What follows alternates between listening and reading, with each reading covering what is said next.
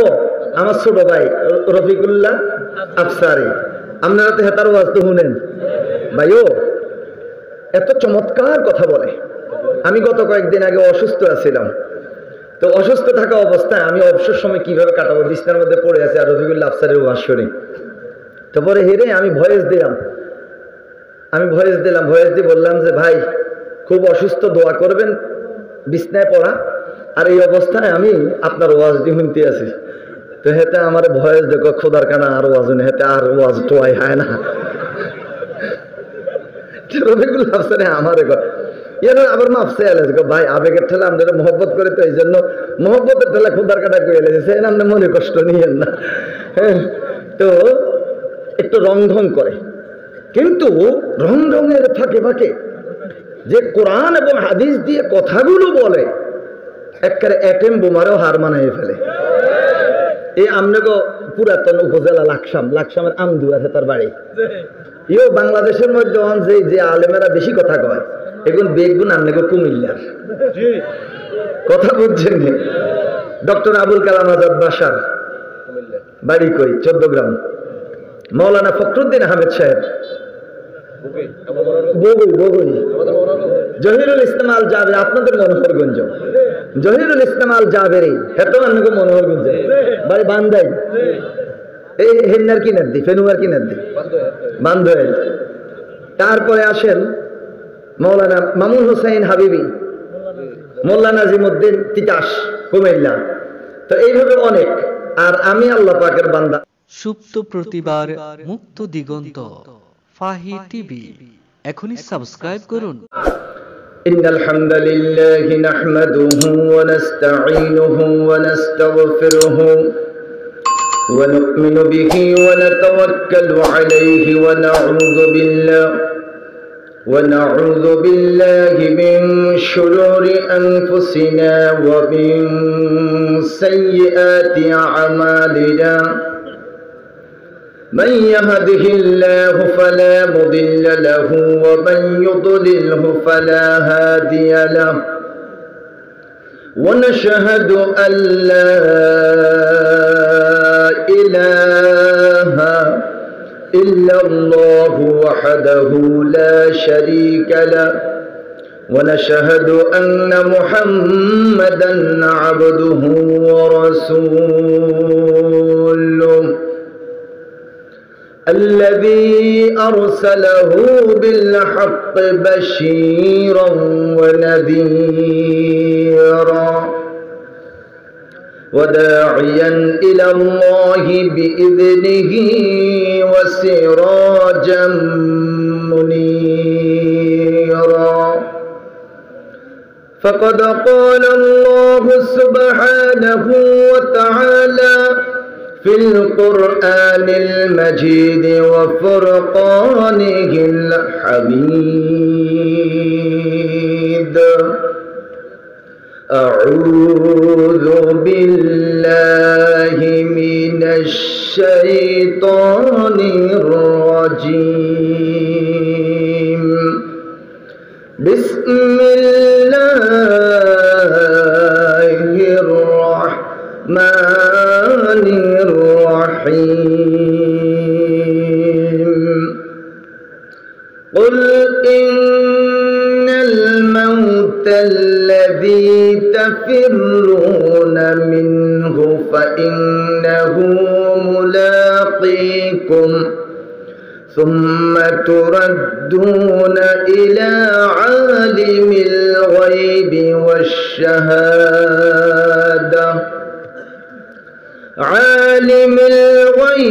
والشهادة فينبئكم بما كنتم تعملون.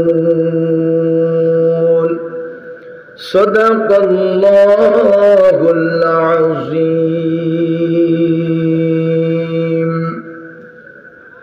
ومن حديث النبوية صلى الله عليه وسلم عن أبي هريرة رضي الله تعالى عنه قال قال رسول الله صلى الله عليه وسلم: سبعة يظلهم الله في ظله يوم لا ظل إلا ظله إمام عادل وشاب نشأ في عبادة الله تعالى ورجل قلبه معلق بالمسجد إذا خرج منه حتى يعود إليه ورجل ذكر الله خاليا ففاضت عيناه ورجلان تحابا في الله اجتمعا عليه وتفرقا عليه ورجل دعته امرأة ذات حسب وجمال فقال إني أخاف الله ورجل تصدق بصدقة فأخفاها حتى لا تعلم شماله ما تنفق بميمنة رواه متفق عليه وصدق رسوله النبي الكريم وقال الله سبحانه وتعالى في شان رسوله وحبيبه ومحبوبه آمرا ومخبرا إن الله وملائكته يصلون على النبي يا أيها الذين آمنوا صلوا عليه وسلموا تسليما اللهم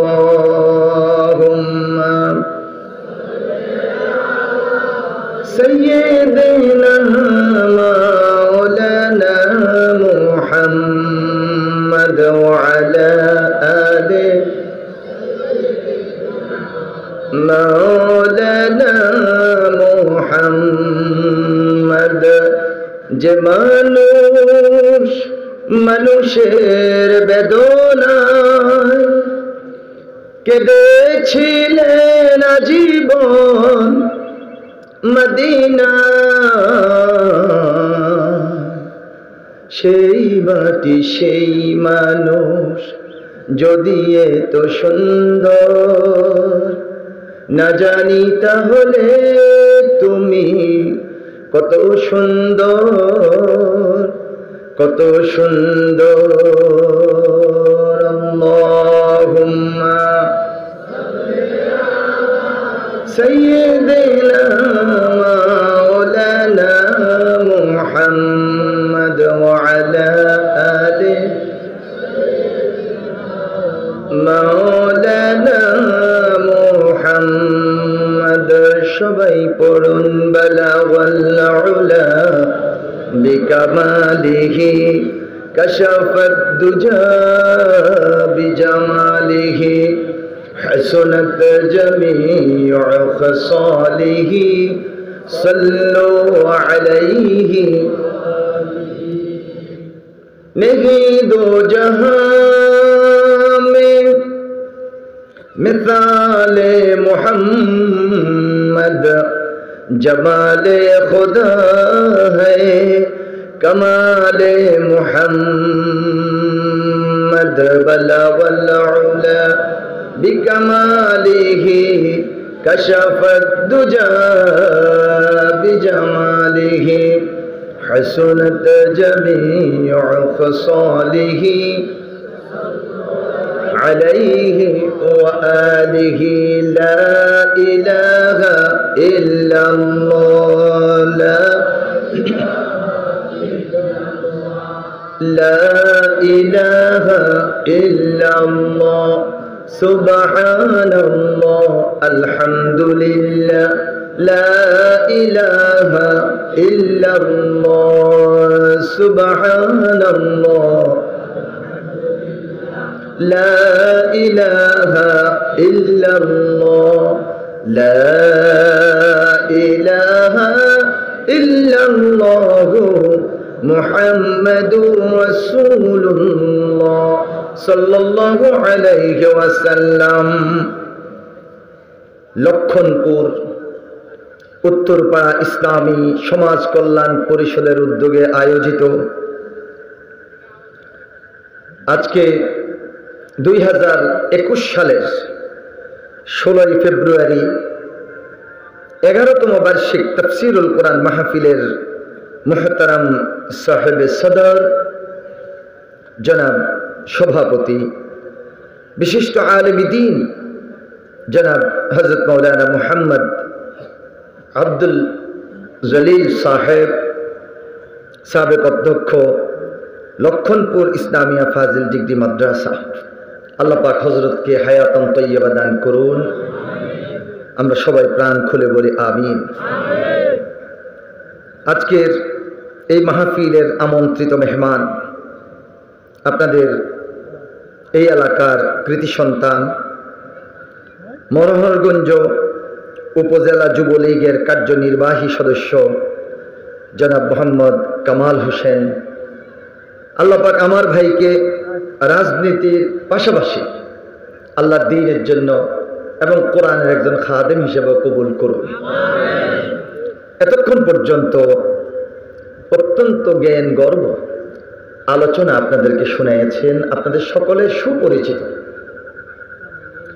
বিশিষ্ট আলেম দ্বীন, অসংখ্য আলেমের ওস্তাদ, অসংখ্য মুহাদ্দিসের ওস্তাদ, অসংখ্য মুফাসসিরের ওস্তাদ, অসংখ্য খতীবদের ওস্তাদ হযরতুল আল্লাহ জনাব হযরত মাওলানা মুহাম্মদ ইসমাইল সাহেব, উপাধ্যক্ষ লক্ষ্মীপুর দারুল উলুম কামিল মাদ্রাসা। হযরত যেই চমৎকার আলোচনা করেছেন, আমাদেরকে সেই আলোকে আমল করার তৌফিক দান করুন। সাথে সাথে আমার শ্রদ্ধাভাজন জনাব হযরত মাওলানা ইসমাইল সাহেবকে আল্লাহর দ্বীনের জন্য, কোরআনের জন্য, ইসলামের জন্য ওনার হায়াতের মধ্যে আল্লাহ বরকত দান করুন। আলোচনা পেশ করেছেন আপনাদের এই এলাকারই কৃতি সন্তান, নোয়াখালীর শ্রেষ্ঠ শিক্ষা প্রতিষ্ঠান নোয়াখালী ইসলামিয়া কামিল মাদ্রাসার সম্মানিত আরবি প্রভাষক বিশিষ্ট আলেম দ্বীন জনাব হযরত মাওলানা ইয়াসিন আশরাফি সাহেব। এই তরুণ আলোচকের আলোচনাকেও রব্বুল আলামিন কবুল ও মঞ্জুর করুন, আমাদের হেদায়েতের জন্য কবুল করুন। আমরা সবাই বলি আমিন। উর্ফি দি তো খোয়া হড়ে লাগে, খোয়া কয় না, তাহলে আরো সেকেন্ড। আচ্ছা সুধী মণ্ডলী, আমরা আজকের এই মাহফিলে আসতে পেরেছি যে রব্বুল আলামিন আমাদেরকে আসার এবং বসার তৌফিক দান করেছেন। আমরা সে রব্বুল আলামিনের প্রশংসা করছি, শুকরিয়া আদায় করছি। আমরা সবাই পড়ি আলহামদুলিল্লাহ। আচ্ছা, এবার আপনাদের কাছ থেকে শুনতে চাই, আমি বুঝতেছি তারপরেও একটু আল্লাহ পাক রব্বুল আলামিন বান্দার অবস্থা বুঝেন, এরপর ফেরেশতাদেরকে প্রশ্ন করে, এই ফেরেশতা আমার বান্দা এই করে কেন, ওই করে কেন, আল্লাহ তো বুঝেন। আপনাদের কথায় বোঝা যাচ্ছে, তারপরেও একটু আত্মপ্রশান্তির জন্য একটা প্রশ্ন করছি, আপনারা এই কোরআনের মাহফিলে আসতে পেরে আপনারা কি খুশি না বেজার? কে খুশি তো? আচ্ছা, এবার আপনারা কোন সামনে করে খুশি করছে কে? আমাদেরকে খুশি করেছেন কে? যে রব্বুল আলামিন আমাদেরকে খুশি করেছেন। আমরা সে রব্বুল আলামিনকে খুশি করতে চাই। আল্লাহকে খুশি করতে টাকা পয়সা লাগে না, আল্লাহ নিজেই শিখাই দিয়েছেন। শুধুমাত্র আমরা পড়বো কি আলহামদুলিল্লাহ। আসুন তাহলে আমরা মাবুদকে খুশি করতে চাই। আমরা আমাদের সকল প্রকার জড়তা, সকল প্রকার দুর্বলতা, সকল প্রকার হীনমন্যতাকে ঝেড়ে ফেলে দিয়ে, হৃদয়ের সবটুকুন আবেগ উজাড় করে, কণ্ঠ ছেড়ে দিয়ে, ভালোবাসা দিয়ে, প্রাণ খুলে মোহাব্বতের সাথে আমরা সবাই পড়ি আলহামদুলিল্লাহ। রব্বানা লাকাল হামদ হামদান কাসীরান তাইয়িবান মুবারাকান ফীহি ইয়া রাব্বি লাকাল হামদ কামা ইয়ানবাগি লিজালালি ওয়াজহিকা ওয়া আযীমি সুলতানিক। আল্লাহ পাক রব্বুল আলামিন আমাদের হামদ, আমাদের সানা, আমাদের তারিফ, আমাদের প্রশংসা কবুল করুন। আমরা সবাই বলি আমিন। সুধী মণ্ডলী, সুন্দর একখানা কিতাব আমাদের সামনে রাখা হয়েছে। এই কিতাব আপনারা সবাই চিনেন। এই কিতাব চিনেন না এমন কে আছেন? একটু হাত উঠান তো দেখি। তুমি একজনে চিনো না, না? আচ্ছা, ও চিনে। আচ্ছা, এই কিতাব, এটার নাম কি? দেখি আপনারা গণেন তো, আমি কয়টা নাম বলি। আল কোরআন, আপনারা গুনবেন কেমন? আল কোরআন, আল ফুরকান, আল হুদা, আল যিকির, আন নূর, কিতাবুম মুবিন, কোরআনুল কারীম, কোরআনুম মাজিদ, কোরআনুল হাকীম। কয়টা বলছি? এগুলো সবই কোরআনের নাম। আপনারা কি জানেন এই কোরআনটা কে নাজিল করেছেন? আল্লাহ, আল্লাহ পাক রব্বুল আলামিন নাজিল করেছেন। এই যে আল্লাহ পাক নাজিল করেছেন, আপনারা বলে ফেলছেন। আমরা কোরআনের কাছ থেকে একটু জানতে চাই, হে কোরআন, আল্লাহ পাকের প্রিয় বান্দারা বলছে তোমাকে আল্লাহ নাজিল করেছেন, এখন তুমি একটু প্রমাণ দিয়ে দাও তোমাকে যে আল্লাহ পাক নাজিল করেছেন। প্রশ্নটা রাখলাম আমরা কার কাছে?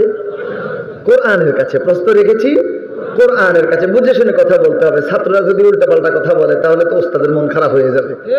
কেমন? বুঝে শুনে কথা বলবো। আমরা প্রশ্ন রেখেছি কোরআনের কাছে। কার কাছে? দেখুন কোরআন জবাব দিয়ে দিচ্ছে, তানজিলুম মির রাব্বিল আলামিন।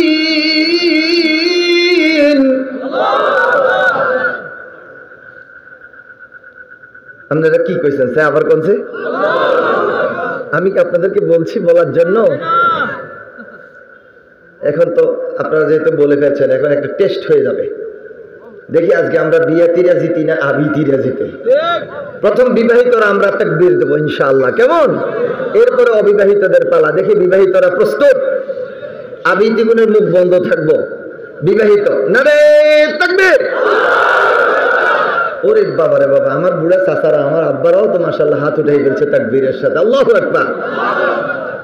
এবার বিবাহিতরা মুখ বন্ধ রাখবেন, অবিবাহিতদের মুখ খোলা হবে। দেখি এবার অবিবাহিতদের কি অবস্থা। নারে তাকবীর। কি তো না 50-50 হইতো না? অবিবাহিত বেশি হইলো, অবিবাহিত আবার ছোট হয়েছে নাকি? এগুলো অনেক গলার বাঁকির জন্য। তাহলে আবৃত্তিগুনকে আরেকবার চান্স দেয় কেন? এই আবৃত্তিগুন তোমরা কিটা এখন একটা ঠান্ডা লাগা মুরগির মতো গলা মনে হয় ফেস ফেস ফেস ফেস করতেছে। আমি জায়গায় জায়গায় অবিবাহিতদেরকে বলে, হে যুবক, তোমাদের দিকে তাকিয়ে আছে, তোমরা আমাদের আগামী দিনের ভবিষ্যৎ। বাংলার জমিনে দ্বীনকে কায়েম করার জন্য, কোরআনের রাজ প্রতিষ্ঠার জন্য যুবকদেরকে ভূমিকা রাখতে হবে। অতএব যুবকদের অবস্থা দেখতে চাই, শুধু যুবকেরা আওয়াজ করবে লিল্লাহে তাকবীর। এই একটু জজবা আসছে যুবকদের মনে হয়। আল্লাহ কবুল করো বলে আমিন। আমার প্রিয় ভাইয়েরা, বাবারা, বন্ধুরা, আমি তাকবীরের দিকে গিয়েছি কেন? আমি কোরআনুল কারীমের সামান্য একটু আয়াত তেলাওয়াত করলাম আর আপনারা বলে ফেলছেন আল্লাহু আকবার। তানজিলুম মির রাব্বিল আলামিন। রব্বুল আলামিন আল্লাহ পাকের পক্ষ থেকে এই কোরআনুল কারীমকে নাজিল করা হয়েছে। আর আপনারা বললেন কি আল্লাহু আকবার? কেন বলেছেন? হে কোরআন, তোমার আয়াত তেলাওয়াত শুনে আল্লাহ পাকের বান্দারা কেন আল্লাহু আকবার বলছে? জবাব দাও, দিতে হবে। দাবি করলাম কার কাছে? দেখেন কোরআন জবাব দিয়ে দিচ্ছে। وَإِذَا تُلِيَتْ عَلَيْهِمْ آيَاتُهُ زَادَتْهُمْ إِيمَانًا। ইমানদার ব্যক্তিদের সামনে যখন কোরআন তেলাওয়াত করা হয় তখন ইমানদার ব্যক্তিদের ঈমান বেড়ে যায়। ইমানদার ব্যক্তিদের ঈমান বেড়ে যাওয়ার কারণে তাদের জবান দিয়ে বের হয়ে আসে আল্লাহু আকবার। হে বিশ্ববাসী দেখো, বিশ্ববাসী দেখো, আমেরিকা, ইংল্যান্ড, ফ্রান্স সহ সারা পৃথিবীর বিভিন্ন অমুসলিমরা আল কুফর মিল্লাতুন ওয়াহিদা, তোমরা ষড়যন্ত্র করছো আল্লাহর এই জমিন থেকে আল্লাহর দ্বীনকে তোমরা মুছে দিবা। সারা পৃথিবীতে এরকম কোরআনের মধুমক্ষিকারা বসে আছে। সুবহানাল্লাহ বলে। কোরআনের কাছে আসো, কোরআন থেকে শিক্ষা গ্রহণ করো।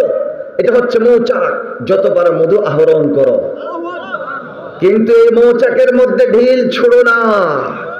এই মৌচাকের মধ্যে যদি ঢিল ছুড়ে যারা কোরআন তেলাওয়াত শুনে আল্লাহু আকবার বলে, এই মৌমাছিরা কিন্তু ছেড়ে দিবে না। কথা বলেন ঠিক না ঠিক? وإذا تليت عليهم آياته زادتهم إيمانا وعلى ربهم يتوكلون। ঈমান যখন বেড়ে যায় তখন এই কোরআনের জন্য আল্লাহর কিছু বান্দাদের জীবনও চলে যায়, তখন তারা কি করে? ওয়ালা রব্বিহিম ইয়াতাওয়াক্কালুন, তারা আল্লাহর উপর তাওয়াক্কাল করে, ভরসা করে। কার উপর?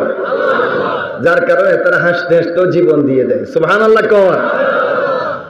আমার বন্ধুগণ, সেই আল্লাহ পাকের নাজিল করা মহাগ্রন্থ আল কোরআন, ঐশী গ্রন্থ আল কোরআন, সেই কোরআনুল কারীমের আপনারা আমার সাথে সবাই কথা বলবেন তো?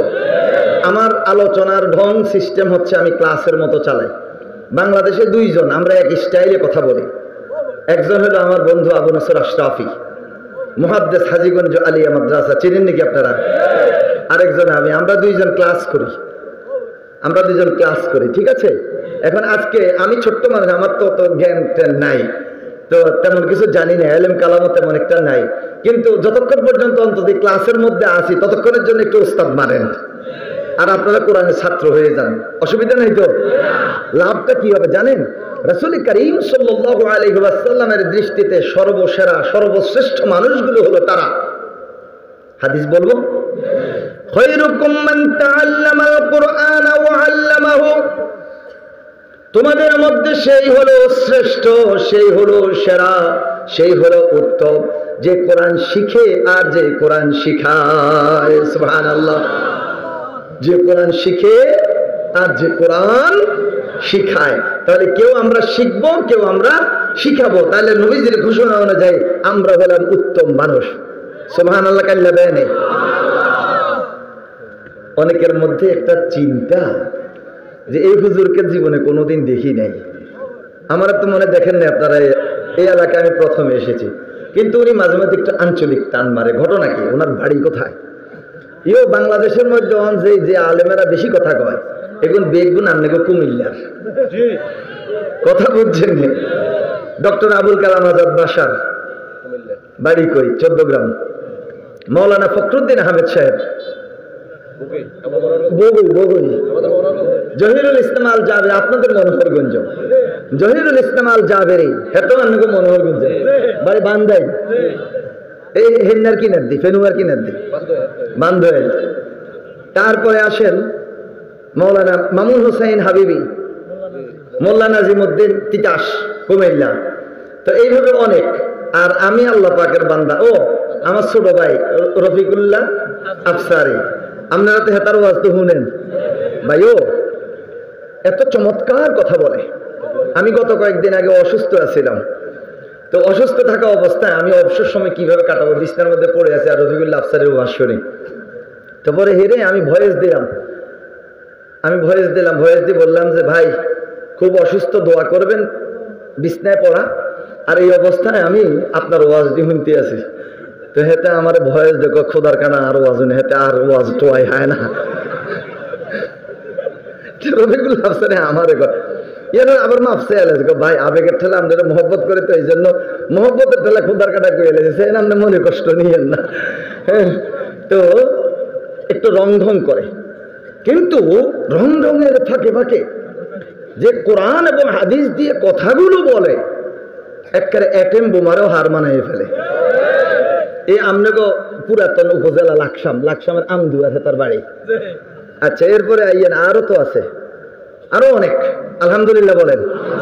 আল্লাহ তুমি কবুল করো, সবাইকে, সকলের খেদমতকে কবুল করো। তো আমার বাড়ি হলো মুজাফরগঞ্জ, নাম শুনেছেন? মুজাফরগঞ্জের কাছে পয়ালগাছা নাম শুনেছেন? এই পয়ালগাছা ইউনিয়ন বিষ্ণুপুর গ্রাম। এখানে আমি জন্মগ্রহণ করেছি, ছোটবেলায় লেখাপড়া করছি ফেনিয়াল জামিয়াতুল ফালাহিয়া আলেম পর্যন্ত। এরপর ফালাহিয়া মাদ্রাসা থেকে ঢাকা আলিয়া এবং ঢাকা ইউনিভার্সিটিতে চলে গেছি। তো এইভাবেই রয়ে গেলাম। এলাকার সাথে খুব একটা যোগাযোগ নাই, সবাই মনে করে আমার বাড়ি ঢাকা। আবার নোয়াখালীর লোকজনের সাথে বেশি উঠা বসা ছিল ফালাহিয়া পড়ার কারণে, এই জন্য অনেকে বলে যে নাসিরউদ্দিন হেলালি মনে নোয়াখাইল্লা। আসলে নোয়াখাইল্লা নাই, কুমিল্লাইয়া। এই আমরাও কুমিল্লার মানুষ। আচ্ছা, এবার আসেন, যে কথাটা বলতেছে, আমার বন্ধু আবু নসর আশরাফি যেভাবে ক্লাস নেয়, আমি তো নতুন এসেছি, আপনারা হয়তো আমার ধরন বুঝবেন না, আমি ওই স্টাইলে ক্লাস নেই।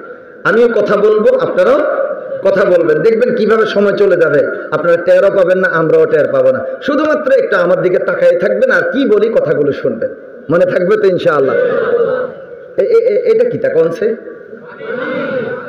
পানি ন, আমি হাতে দিচ্ছি যে গ্লাস, গ্লাসের মধ্যে আপনারা জগের তো হানি ডালেননি। আচ্ছা, এক হাতের মধ্যে গ্লাস নিলেন আর এক হাতের মধ্যে জগ নিলেন, এবার জগটা কাট করেন, গ্লাসে আর জগে মুখোমুখি করলেন না, কাট করেন, গ্লাসও হানি হড়বো নি, দেখেন বারে হড়ে যাবে কি, ঠিক না বেঠিক? শ্রোতারা হচ্ছে গ্লাসের মতো আর বক্তারা হচ্ছে জগের মতো। জগ এবং গ্লাসের মধ্যে যেরকম একটা সুন্দর মুখোমুখি সুসম্পর্ক, বক্তা এবং শ্রোতার মধ্যে ঠিক সেরকম একটা সুন্দর সুসম্পর্ক থাকতে হবে, তাহলেই কাজে লাগবে। মেজবাতি চিনেননি না দিয়া সলাই চিনেন? আচ্ছা, মেজবাতির দোনো গায়ের দুই পাশে বারুদ আছে না নাই? কাঠির মাথা বারুদ আছে না নাই? এখন আপনি এক হাতে মেজবাতি ধরেন আর এক হাতে আপনি কাঠি ধরে এরকম করতে থাম, ব্যায়াম চলতে থাকবো, সিনা বিষ হয়ে যাবো, জ্বলবো নি আগুন? যখন মেজবাতি আর কাঠির মাথা দোনোটা এমনি দিবেন, খচ করে আগুন জ্বলে উঠবে। কথা কন? বারুদ আপনাদের কাছেও আছে, বারুদ আমাদের কাছেও আছে, শুধু একটু সম্পর্কটা রাখানো দরকার, তাহলে ইনশাআল্লাহ কোরআনের আলো জ্বলে উঠবে। আলহামদুলিল্লাহ। কোরআনুল কারীমের ৬২ নাম্বার সূরা, মূল আলোচনায় কিন্তু চলে যাচ্ছি। কোরআনুল কারীমের কত নাম্বার সূরা? ৬২ নাম্বার সূরা। সূরাটার নাম হচ্ছে সূরাতুল জুমআহ। নোয়াখালী কুমিল্লা অঞ্চলে আলোচনা করতে আসলে মনটা ভরে যায়। নোয়াখালী কুমিল্লা, বৃহত্তর নোয়াখালী, বৃহত্তর কুমিল্লা আর বৃহত্তর চট্টগ্রাম, বৃহত্তর সিলেট, আমি এই অঞ্চলগুলোতে বেশি ঘুরি, কারণ এখানে কথা বলতে মজা পাওয়া যায়। বাংলাদেশের কোনো এক জায়গায় গেছি, ও মা গো মা, প্রধান বক্তারে উড়ে রাত ২:৩০টার সময়, তো আমি গেছি অন বেগুন কাল জুড়ায়, তো প্রধান বক্তারে সাউনের তো চোখটা নিমেলে হারে না। এরপরে আমি কইলাম যে আপনারা বেহেস্ত যাইতেন সান, কে কে আতুডান, বেগুন বেহেস্ত যাইব। এরপরে কইলাম যে আপনারা দোজগ যাইতেন সান, কোন গা আতুডান, অন বেগুন আবার আতুডাইছে, তারা দোজগ যাইব। রাতের ২:৩০ বাজে, তা আমি কইলাম যে আপনারা আসলে যাইবেন কই? হুজুর আপনি যেমাম বলেন আমরা হেবাম যাবো। আমি কই হায় হায় হায় হায়, কাদের সামনে আমি ওয়াজ করব? আপনারা কি বেহেস্ত যাইবেন না দোজগে যাইবেন? আবার যদি কই দোজগে যাবেন, কি আতুডাইবেন নি? কুমিল্লার মানে হজাগ আছে, টাইট আছে। আলহামদুলিল্লাহ কর। আমার বন্ধুগণ, সূরাতুল জুমআহ, সবাই একটাবার সূরাতুল, যে দ্বিতীয় আরেকবার সূরাতুল, যে কত নাম্বার সূরা? ৬২ নাম্বার সূরা। এই সূরার মধ্যে মোট আয়াত সংখ্যা হচ্ছে ১১, রুকু সংখ্যা হচ্ছে ২। আয়াত সংখ্যা, রুকু সংখ্যা। এই সূরাটা হচ্ছে রাসূল সাল্লাল্লাহু আলাইহি ওয়াসাল্লামের মাদানী জীবনে নাজিল হয়েছে, বিধায় এই সূরাটা হচ্ছে মাদানী সূরা। এবার কি বলা যাবে সূরাটা কি মাক্কি সূরা না মাদানী সূরা? আর আমি আপনাদের খেদমতে তেলাওয়াত করেছি এই সূরার ৮ নাম্বার আয়াতে কারিমা। কত নাম্বার আয়াত? এই আয়াতে কারিমার উপর আমরা একটু কথা বলবো। সময় আপনারা কতক্ষণ দিবেন? আধা ঘন্টা দিতে পারবেন তো? জি, ১ ঘন্টা। মেডিকেল সায়েন্স কি বলে? মেডিকেল সায়েন্স বলে একজন মানুষের অ্যাটেনশন থাকে, মনোযোগ থাকে ৪৫ মিনিট। এখানে তো হযরত আছেন, মাদ্রাসা পরিচালনা করছেন, কোন মাদ্রাসা বলেন, স্কুল বলেন, কলেজ বলেন, ইউনিভার্সিটি বলেন, ৪৫ মিনিটের উপরে ক্লাসের টাইম ডিউরেশন থাকে না। তো আপনারা যদি বলেন তাহলে আমি চেষ্টা করবো এর চেয়ে আরেকটু বাড়াই দেওয়ার জন্য, যদি আপনাদের মনোযোগ থাকে। আর যদি মাঝখান থেকে দৌড় মারা শুরু করেন, আমারে হালাই আপনি হদ দেন, কারণ আমি যাবো ঢাকা, কালকে আবার ঢাকার থেকে ফ্লাইটে যাব কক্সবাজার, এরপর কক্সবাজারের তো আবার ফ্লাইটে ঢাকার না, আমি ঢাকার তো আবার যাইতে গিয়ে সিলেট, আমার অনেক লোকের সিলেটের হিসাব নাকি আমি। এখন আমি তো যাইতে হবে ঢাকা অনেক দূর, আপনারা যদি আমারে হালাই দৌড় মারেন তাহলে আমি কই বলে আপনারাই থানা, আমি আগে যাই। কোনটা আগে হইব? কি আপনারা যাবেন না আমি যাব? না ব্যাকে এক করে যাবো? সবাই একসাথে যাবো ইনশাআল্লাহ, দোয়া করে যাব। কেমন? যারা ইন্তেকাল করেছেন ওনাদের জন্য দোয়া হবে, যারা বেঁচে আছে দোয়া হবে, যারা মাজলুম তাদের জন্য দোয়া হবে, যারা ছাত্র তাদের জেহান শক্তির জন্য দোয়া হবে, প্রবাসী যারা আছে তাদের জন্য দোয়া হবে। সকলের জন্য আমরা দোয়া করে বিদায় হব। রাজি আছেন? এবার আমাদের সবক শুরু। কত নাম্বার সূরা? সূরাটার নাম, যে আরেকটা বার সবাই একটু বলবেন, সূরাটার নাম কত নাম্বার আয়াত? সূরাটা মাক্কি না মাদানী? মাদানী। এই সূরার মধ্যে রুকু কয়টা? আসুন আল্লাহ পাক কি বলেছেন। আউযু বিল্লাহি মিনাশ শাইতানির রাজীম। বিসমিল্লাহির الرحمن الرحيم قل إن الموت الذي تفرون منه فإنه ملاقيكم ثم تردون إلى عالم الغيب والشهادة فينبئكم بما كنتم تعملون صدق الله العظيم বিতাড়িত মরদুদ অভিশপ্ত শয়তানের ওয়াসওয়াসা থেকে কার কাছে? মহান আল্লাহর কাছে পানা চাই। পরম করুণাময় দয়ালু মেহেরবান আল্লাহর নামে শুরু করছি। হে রাসূল, সবাই একটাবার বলেন সাল্লাল্লাহু আলাইহি ওয়াসাল্লাম। নবীজির প্রতি আপনারা দুরূদ শরীফ পড়েন নাকি? আমরা সবাই বেশি বেশি দুরূদ শরীফ পড়ব। আমাদের কিছু ভাইয়েরা আছেন, ওনারা নিজেরা নিজেদেরকে সুন্নি দাবি করেন, ওনারাই বেশি দুরূদ শরীফ পড়েন। তো ওনারা সুন্নি হইতে পারছেন, আমরা সুন্নি হতে পারবো কেন? আমরা হবো খাঁটি আহলে সুন্নাত ওয়াল জামাত, আমরা বেশি বেশি দুরূদ শরীফ পড়ব। রাজি আছেন না? হযরত আনাস ইবনে মালিক রাদিয়াল্লাহু তাআলা আনহু রাসূল করিম সাল্লাল্লাহু আলাইহি ওয়াসাল্লামের অন্তিম শয্যায় নবীজির কাছে বসে বসে কাঁদছে। হুজুর কথা বলতে কষ্ট হয়, ইশারা করলেন, আনাস তুমি কাঁদো কেন? আনাস বললেন, ইয়া রাসূলুল্লাহ সাল্লাল্লাহু আলাইহি ওয়াসাল্লাম, মনে হয় যেন আপনি আমাদের উম্মতদেরকে এতিম করে দুনিয়া থেকে বিদায় নিয়ে নেবেন। ওগো নবীজি, আপনি দুনিয়া থেকে বিদায় নেওয়ার পর আপনার সাথে কখন কোথায় আমাদের দেখা হবে? হুজুর পাক সাল্লাল্লাহু আলাইহি ওয়াসাল্লাম বললেন, আনাস তোমাদের সাথে আমার সাক্ষাৎ হবে, দেখা হবে হাসরের ময়দানে।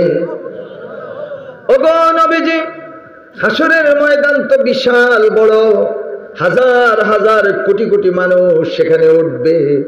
তাদের মধ্য থেকে আমরা অতি সহজে আপনাকে কি করে খুঁজে পাবো? নবীজি বললেন, আনাস রে, জেনে রাখো, বেশি বেশি আমার প্রতি দুরূদ শরীফ পড়বে। যদি আমার প্রতি দুরূদ শরীফ পড়ো, হাসরের ময়দানে 3টা ঠিকানা দিয়ে দিচ্ছে, সেই 3টা জায়গার কোন এক জায়গাতে আমাকে পেয়ে যাবে। একটা ঠিকানা, সেটা হচ্ছে হাউজে কাউসার। হাউজে কাউসারের কাছে পাবে। যদি সেখানে না পাও, তোমরা চলে যাবে মিজানের কাছে, যেখানে নেক এবং বদ ওজন করার জন্য পাল্লা নির্ধারিত, সেখানে পাবে। ওখানেও যদি না পাও, তাহলে তোমরা আমাকে পাবে সেই ফুলসিরাতের গোড়া।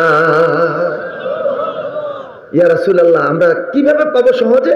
বেশি বেশি আমার প্রতি দুরূদ শরীফ পড়ো। তাহলে নবীজির নাম শুনলে আমরা পড়বো সাল্লাল্লাহু আলাইহি ওয়াসাল্লাম। হে রাসূল সাল্লাল্লাহু আলাইহি ওয়াসাল্লাম, আপনি বলুন, নিশ্চয়ই তোমরা যে মৃত্যু থেকে পলায়ন করছো, সেই মৃত্যু তোমাদেরকে ধরবে, মৃত্যুর সাথে তোমাদের সাক্ষাৎ হবে। এরপর তোমাদেরকে আল্লাহ পাক রব্বুল আলামিনের দিকে ফিরিয়ে দিবেন, যেই রব্বুল আলামিন তোমাদের প্রকাশ্য এবং গোপন সব কিছুর খবর রাখেন। আল্লাহু আকবার। আর তোমরা যা কিছু করছো সব কিছু তোমাদেরকে জানিয়ে দেওয়া হবে। মহান আল্লাহ সত্যই বলেছেন। এই হচ্ছে আমাদের আজকের তেলাওয়াতকৃত আয়াতে কারিমার সরল অনুবাদ। প্রিয় বন্ধুগণ, আমি ভাষা তথ্যের উপর পড়াশোনা করেছি। আপনারা যদি জানতে চান, একেবারে শুদ্ধ বাংলা বইয়ের ভাষায় কথা বলতে পারবো। কিন্তু যেহেতু আমাদের কুমিল্লা অঞ্চল নোয়াখালীর পাশাপাশি, মাঝে মধ্যে যদি একটু 2-1 বাক্য নোয়াখালীর কথা বলি, আপনারা বেজার হবেন না তো? আচ্ছা, ঠিক আছে, আমি অনুমতি নিয়ে নিলাম। কিন্তু যেমনি খোয়া হড়ানো শুরু করছে, খোয়া কয় তুই তাড়াতাড়ি উঠ, কিন্তু আমি কই তুই যতই আর বেজাল কর, আমি উঠতাম না। আল্লাহ আমার কথা বলার তৌফিক দান করেন। অনেক বক্তা আছে, শুরু করে দেবে, এই মিয়া কুয়াশা পড়ে, দেখো না তোমরা উপরে ত্রিপল দিলা না কেন, এই সে কর্মণানো শুরু করে। ভাই, আমার মেজাজটা খুব ঠান্ডা মানুষ, আমার খুব মেজাজ ঠান্ডা, মানে আমি গরম হইতে জানি না, গরম হওয়াটা ভালো না। রাসূল সাল্লাল্লাহু আলাইহি ওয়াসাল্লামের কাছে একজন সাহাবী এসে বললেন, আউসিনি ইয়া রাসূলুল্লাহ, ওগো নবীজি, আপনি আমাকে ওসিয়ত করেন, আমাকে উপদেশ দেন। হুজুর সাল্লাল্লাহু আলাইহি ওয়াসাল্লাম বললেন, লা তাগদাব। বলেন আউসিনি, হুজুর বলেন লা তাগদাব। 3বার বলেছেন, তুমি রাগ করো না, তুমি রাগ করো না, রাগ করো না। ইয়া রাসূলুল্লাহ, যদি একান্ত রাগ উঠেই যায়, রাগ উঠে গেলে মাটির দিকে তাকায় থাকো, রাগ থেমে যাবে। তাতেও থামলো না, মাটিতে বসে যাও। তাতেও থামলো না, মাটিতে শুয়ে পড়ে মাটির সাথে গড়াগড়ি করো। মাটির মানুষ দেখবা রাগ ঠান্ডা হয়ে গেছে। রেগে গেলেন তো হেরে গেলেন, রাগ করব আমরা? না, কেউ রাগ করবো না। ফোন দেয়, হুজুর রাগের মাথায় তো ওকে কাম সারাই দিছে। তখন আমরা বুঝি কাম কি সারাইছে, বুঝছেন তো, মানে 3 কান কইয়া লাইছে।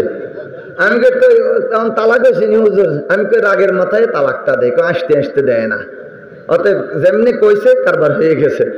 তো এই রাগের থেকে তালাক হয়ে যায়, রাগের থেকে বিভিন্ন ধরনের বিপদ ঘটে যায়। আমরা কেউ কখনো রাগ করবো না, মেজাজ থাকবে আমাদের কুল, মেজাজ থাকবে ঠান্ডা। আমার রাসূল সাল্লাল্লাহু আলাইহি ওয়াসাল্লাম কখনো রাগ হতেন না, ঠান্ডা মানসিকতার ছিলেন।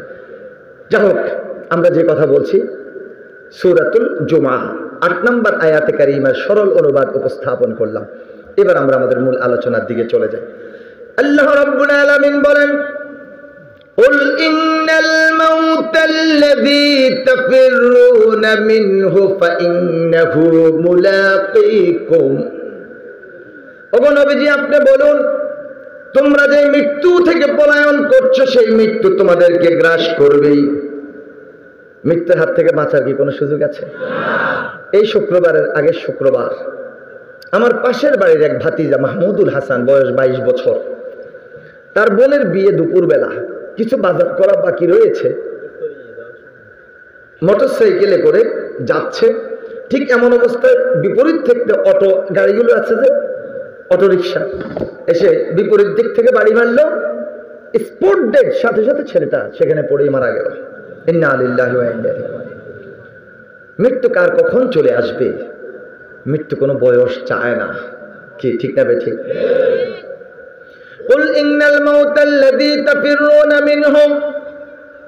দেশের মধ্যে অনেক পুলিশ আছে ভালো, আবার 2-4 জন উল্টা পাল্টাও আছে, ঘুষের টাকা দিয়ে জাজিম পর্যন্ত বানায় আছে না নাই?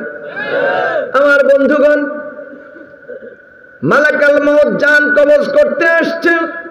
যদি কেউ বলো মালাকাল মউত, এত ধন সম্পদ আমি জোড়ালাম, আমাকে একটু সুযোগ দাও, একটু সময় দাও, আরো কিছুদিন আমি একটু দুনিয়ার বুকে থাকি, প্রয়োজনে আমার 5 কানি জমিন আছে, এখান থেকে 2.5 কানি তোমার নামে দিয়ে দিলাম। মালাকাল মউত কি শুনবে? আসামি ধরতে এসেছে পুলিশ, কোন পুলিশ আসামি ছাড়ে না। আবার কাউকে কাউকে যদি একটু বালমানসি দেওয়া হয়, একটু বকশিশ দিয়ে দেওয়া হয়, উপঢৌকন দিয়ে দেওয়া হয়, এরপরে উপরে রিপোর্ট করে আসামিকে খুঁজে পাই নাই। মালাকাল মউত তার দৃষ্টিকে ফাঁকি দেওয়ার কোন সুযোগ কি কারো আছে? কুল ইন্নাল মাউতাল্লাযী তাফিরুনা মিনহু ফাইন্নাহু মুলাকীকুম। হে শিল্পপতি, হে রাষ্ট্রপতি, হে সরকার প্রধান, হে আমেরিকার প্রেসিডেন্ট ও ভারতের প্রধানমন্ত্রী, দুনিয়ার বুকে তোমরা যে যতই দাপট দেখাও না কেন, যখন সময় চলে আসবে তোমাকে এই জমিন থেকে বিদায় নিতেই হবে। কথা বলেন। আইয়ুব খান নাম কি আপনারা শুনেছেন? এখানে কয়েকজন দাড়ি পাকা শ্রদ্ধাভাজন মুরব্বীকে দেখেছি, আপনারা হয়তো আইয়ুব খানের শাসনও দেখেছেন। পশ্চিম পাকিস্তান থেকে রাতের বেলা রেডিওতে ঘোষণা দিয়েছে, পূর্ব পাকিস্তান তথা বাংলাদেশ, পূর্ব পাকিস্তানের কোন খাল, বিল, পুকুর এর মধ্যে আগামীকাল সকাল 9টার মধ্যেই কচুরিখানা পরিষ্কার করে ফেলতে হবে। বাড়ির আশেপাশে কোনো আবর্জনা, কোনো কচুরিখানা থাকতে পারবে না। রাতের বেলা নির্দেশ দিয়েছে, পরের দিন সকাল 9টার আগে যার যে এরিয়া তাড়াতাড়ি করে নিজে পাশে লেবার নামাইছে পরিষ্কার, যদি না করে তাহলে কিন্তু সেনাবাহিনী এতে দিবে ডান্ডা। কি ঠিক না বেঠিক? সেই আইয়ুব খান কে এই জমিনে বেঁচে আছে? এত ফিল্ড মার্শাল আইয়ুব খান, এত কঠিন হৃদয়ের মানুষ, কিন্তু মালাকাল মউত তারও জান কবজ করে ফেলছে। ঠিক না বেঠিক? আমার বন্ধুগণ, হযরত ইব্রাহিম আলাইহিস সালাম যখন দ্বীনের দাওয়াত দেওয়া শুরু করলেন, তিনি গুহার মধ্যে লালিত পালিত হলেন। তাফসীরের মধ্যে এসেছে তিনি একটি আঙ্গুল চুষতেন, দুধ বের হয়ে আসতো, আরেকটি আঙ্গুল চুষতেন, মধু বের হয়ে আসতো। যেহেতু হযরত ইব্রাহিম আলাইহিস সালাম যখন দুনিয়াতে আসেন, নমরুদের পক্ষ থেকে নিষেধাজ্ঞা ছিল, সেই নিষেধাজ্ঞার মধ্যে ইব্রাহিম আলাইহিস সালাম এসেছেন। তখন তার মা পাহাড়ের গুহায় চলে গেলেন। ইব্রাহিম আলাইহিস সালামের জন্মটা হলো পাহাড়ের গুহায়। হযরত ইব্রাহিম আলাইহিস সালাম মাকে প্রশ্ন করলেন, সামান্য যখন একটু বুঝ আসলো, মা গো, বলে বাবা বলো ও মা, আমার প্রভুকে, আমার স্রষ্টাকে। মা বলল, বাবারে, তোমার স্রষ্টা হলাম আমি, তোমার মা। ওগো মা, তোমার কাছ থেকে জানতে চাই তোমার স্রষ্টাকে। বলল, আমার স্রষ্টা হলো তোমার বাবা আজর। ওগো মা, তাহলে আমার বাবা আজরের স্রষ্টাকে? তোমার বাবা আজরের স্রষ্টা হলো নমরুদ। ওগো মা, নমরুদের স্রষ্টাকে? মা বলল, বাবারে, তিনি তো আমাদের স্রষ্টা, তার আবার স্রষ্টাকে আমি তো জানি না। এবার ইব্রাহিম আলাইহিস সালামের বাবা আজরের কাছে ইব্রাহিমের মা গিয়ে বলল, স্বামী গো, আবার আমার ছেলে হঠাৎ করে কেমন কেমন প্রশ্ন করা শুরু করলো, আমি তো কিছুই বুঝতে পারলাম না। কি প্রশ্ন করলো? ছেলে প্রশ্ন করলো, মা, আমার প্রভুকে, আমার স্রষ্টাকে? ওগো মা, তোমার প্রভুকে, তোমার স্রষ্টাকে? আমার বাবার স্রষ্টাকে, নমরুদের স্রষ্টাকে? আমি যতটুকু পেরেছি জবাব দিয়েছি, কিন্তু নমরুদের স্রষ্টাকে তার আমি পারলাম না। স্বামী গো, আপনি বলেন, আমি আপনার কাছ থেকে জেনে ইব্রাহিমকে জানাবো। আজর, হি ওয়াজ ভেরি ট্যালেন্টেড। আজর বলল, আমি বুঝতে পেরেছি, যখন নিষেধাজ্ঞা ছিল সেই সময় তো আমার ছেলে ইব্রাহিমের জন্ম। ইব্রাহিমকে সাবধান করে দাও, এই ধরনের প্রশ্ন যাতে আর না করে। নমরুদ লাগবে না, আমি বাবাই আমার ছেলেকে প্রয়োজনে হত্যা করে ফেলবো। নাউযুবিল্লাহ। মা ছেলেকে কোন রকম বুঝ দিলেন। সন্তান যখন একটু বড় হয়ে গেল, 16-17 বছর বয়স হয়ে গেল, তখন জনপদে আসলো। এখন তার নমরুদ বুঝতে পারবে না।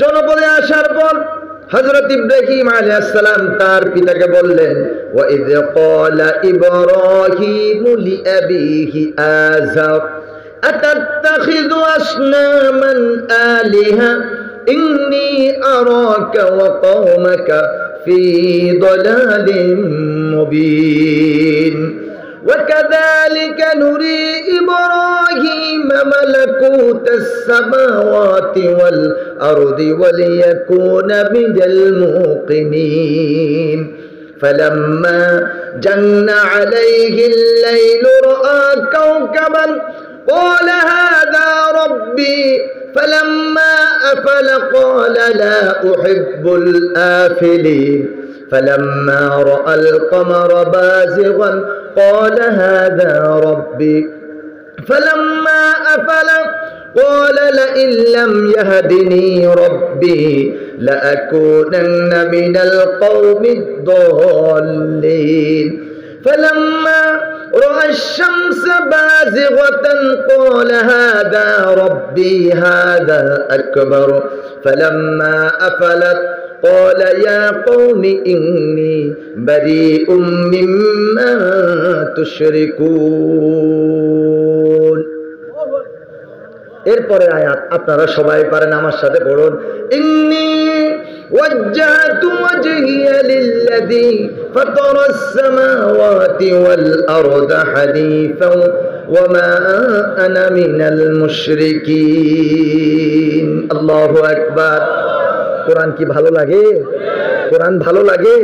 দেখেন, আরো ভালো লাগবে ইনশাআল্লাহ, শুধু একটু খেয়াল রাখেন। আমার বন্ধুগণ, ইব্রাহিম আলাইহিস সালাম জনপদে আসলেন।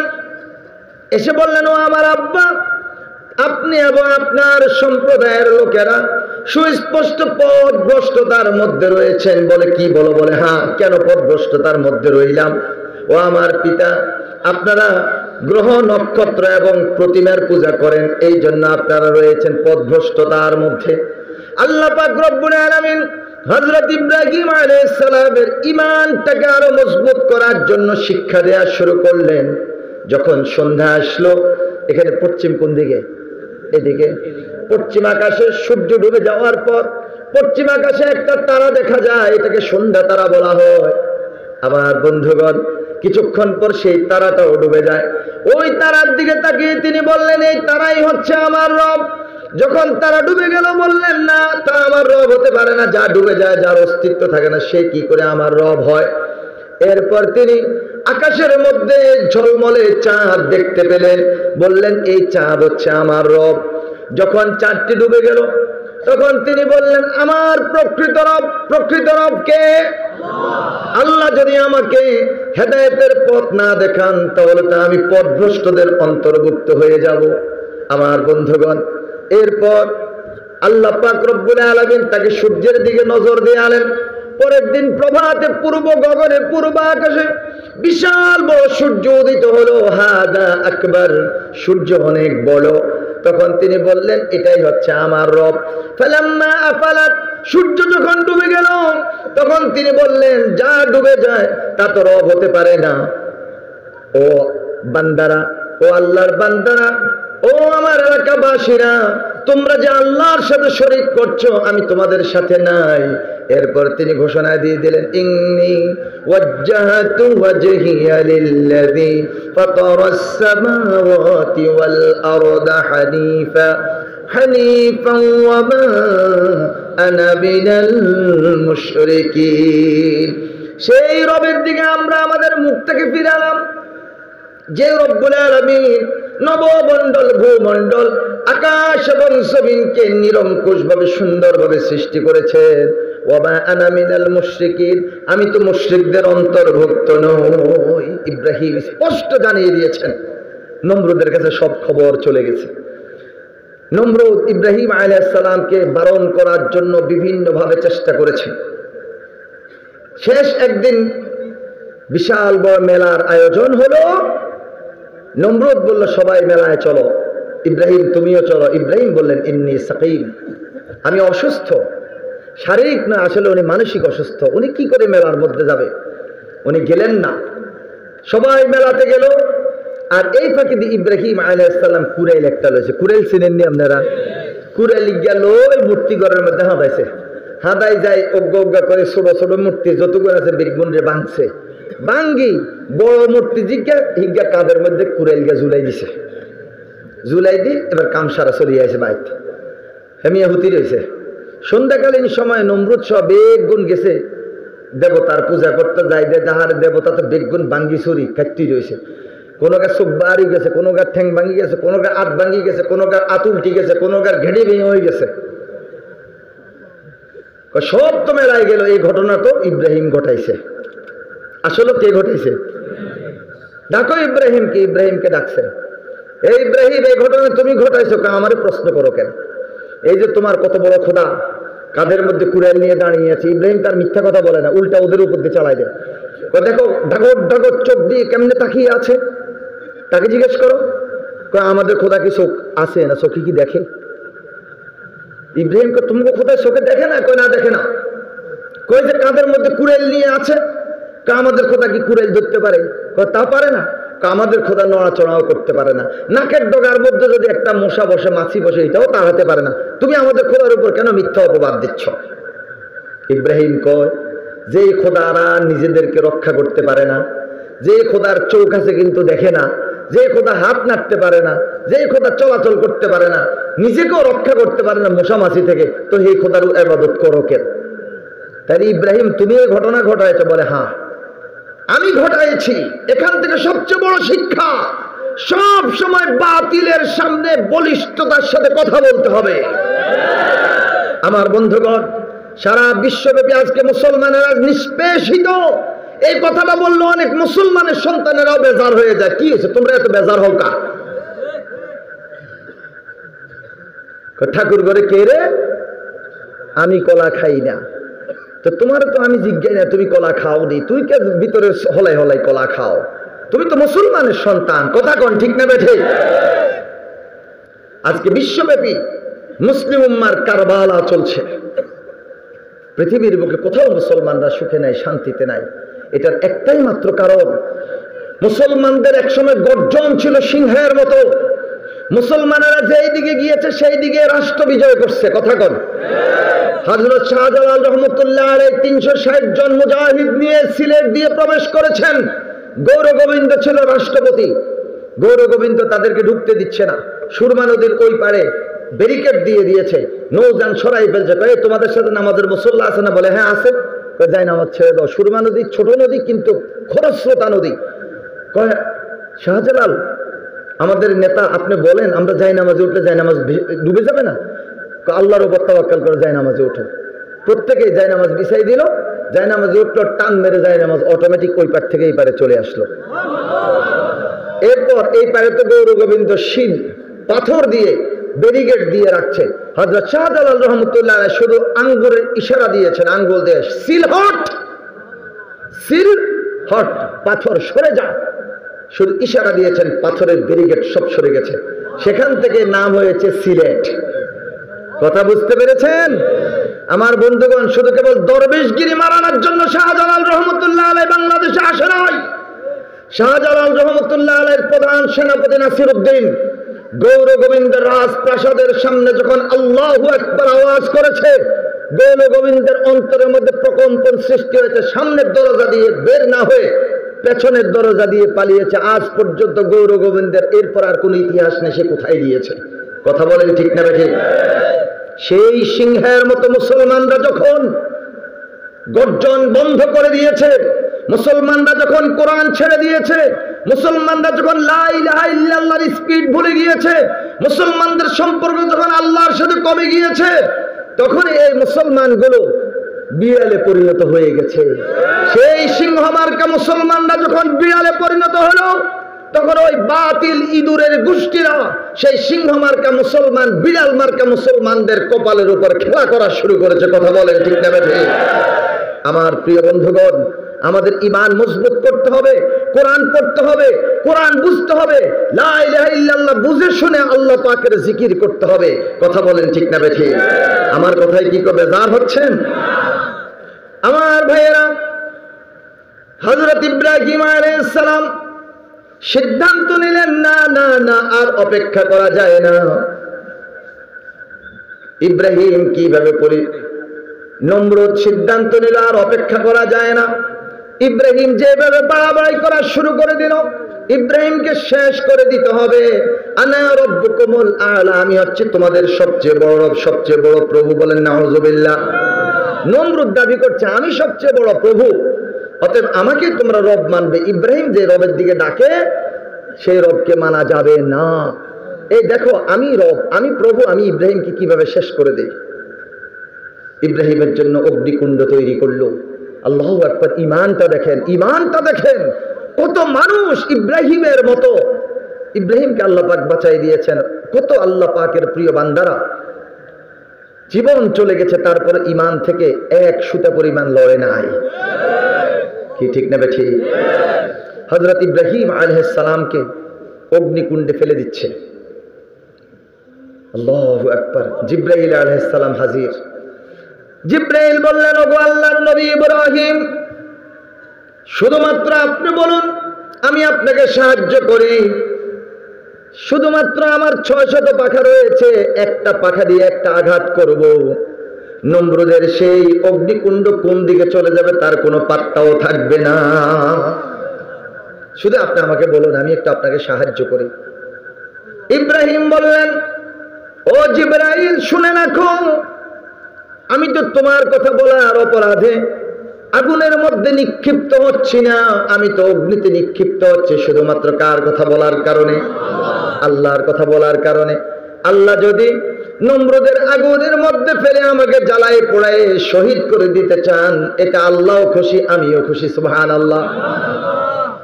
আর যদি আল্লাহ প্রয়োজন মনে করেন নমরুদের সে অগ্নিকুণ্ডের মধ্যেও আমাকে বাঁচিয়ে দিতে পারেন কিনা বলেন?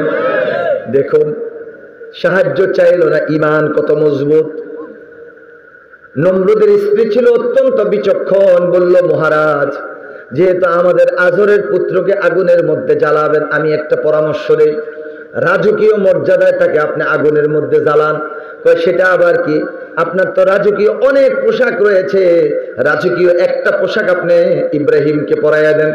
যদি কোনো কারণে ইব্রাহিম আগুনের মধ্যে না জ্বলে, আমরা বলবো আমাদের প্রভু নমরুদের পোশাক গায়ে ছিল, সেই জন্য ইব্রাহিম জ্বলে নাই। দেখেন কত বড় ফাইজলামি। আগুনের মধ্যে ফেলে দিল, ফ্যান ফ্যান ফ্যান ফ্যান করে নমরুদের পোশাকটা জ্বলে পড়ে শেষ। সুবহানাল্লাহ বলেন। আল্লাহ পাক নির্দেশ দিলেন, কুল্লা ইয়া নারু কুনি বারদাও ওয়া সালামান আলা ইব্রাহিম, ও আগুন, ইব্রাহিমের জন্য তুমি শান্তিদায়ক শীতল হয়ে যাও। যখন আগুন নিভে যাচ্ছে, তখন নমরুদ আগুনকে উদ্দেশ্য করে বলছে, আগুন, তুমি কি তোমার দৈহিক শক্তি হারিয়ে ফেলছো? আমার দুশমন ইব্রাহিমকে কেন জ্বালাতে পারো না? আগুনের ভিতর থেকে আওয়াজ আসলো, নমরুদ শুনে রাখো, আল্লাহর নবী ইব্রাহিমকে যে আল্লাহ পাক সৃষ্টি করেছেন, আমি আগুনকেও সেই আল্লাহ সৃষ্টি করেছেন। আল্লাহ পাক আমার দৈহিক শক্তি ঠিক রেখেছেন। নমরুদ, তুমি তোমার মন্ত্রী পরিষদ সহ এসে দেখো জ্বালাতে পারি কিনা। কিন্তু আল্লাহ আমাকে নিষেধ করে দিয়েছেন, ইব্রাহিমের ব্যাপারে আমার পাওয়ার নাই। বারদাও ওয়া সালামান আলা ইব্রাহিম, আগুনকে বলছে তুমি ঠান্ডা হও। বারদা, যদি ঠান্ডা হও, সালামান যদি না বলে, তাহলে আপনারা ডিপ ফ্রিজ চিনেন তো? ডিপ ফ্রিজের মধ্যে প্রচন্ড ঠান্ডা, পানি রাখলে কিছুক্ষণ পর বরফ হয়ে যায়। বারদাম বললে ইব্রাহিম আলাইহিস সালাম আগুনের মধ্যে একেবারে বরফের মতো ঠান্ডা হয়ে একেবারে চাক হয়ে ক্ষতিগ্রস্ত হবে। আল্লাহ বলছেন কি, বারদাম ওয়া সালামান, শান্তিদায়ক শীতল হও আমার ইব্রাহিমের জন্য। সুবহানাল্লাহ।